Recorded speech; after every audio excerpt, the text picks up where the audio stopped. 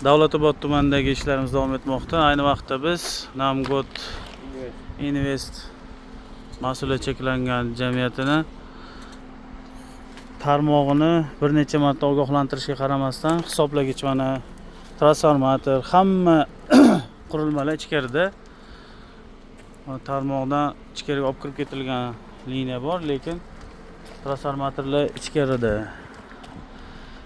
Tartib qoida bo'yicha Vazirlar Mahkamasining 319-sonli qaroriga asosan 20-bandida transformator hisoblagichlar mansublik chegarasida bo'lishi va unga xizmat ko'rsatuvchi elektr ta'minoti korxonasi kelib ko'rganda nazorat qilish uchun qulay hududda bo'lishi kerak, lekin tadbirkor bir necha marta aytilishiga qaramasdan yana shu ishini davom ettirgan va tarmoqdan mana endi shlefdan uzib qo'yamiz.